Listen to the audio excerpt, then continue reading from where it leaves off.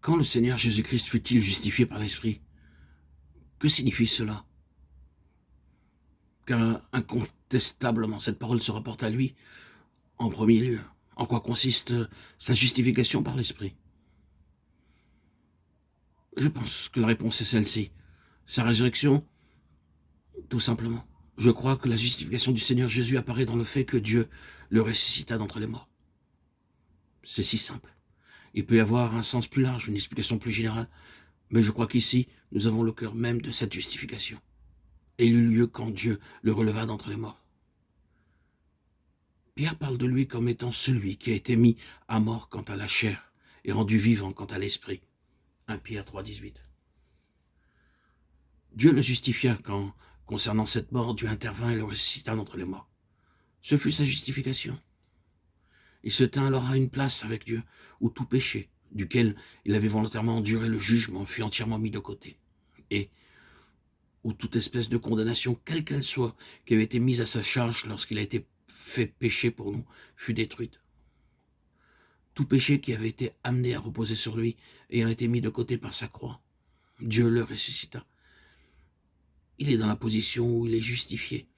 Il est justifié, lui, Jésus-Christ, le juste.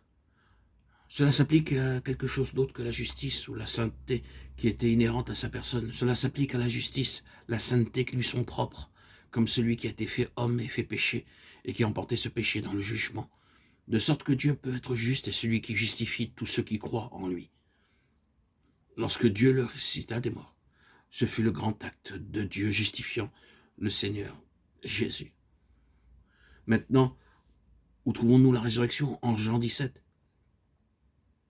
Tu lui as donné pouvoir sur toute chair, afin qu'il accorde la vie éternelle à tous ceux que tu lui as donnés. Verset 2.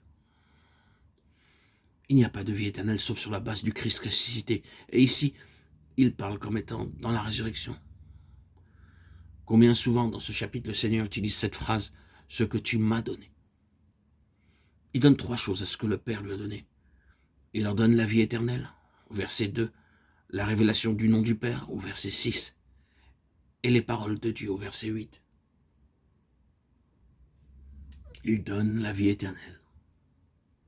La vie éternelle est le fruit de sa mort et de sa résurrection. Il ne pourrait être question de vie éternelle si la mort n'avait été détruite et si toutes ces possibilités de corruption n'avaient été entièrement abolies. Cette vie est notre, sur la base de Christ, détruisant la mort et entrant pour nous dans cette vie qui est sans possibilité de mort.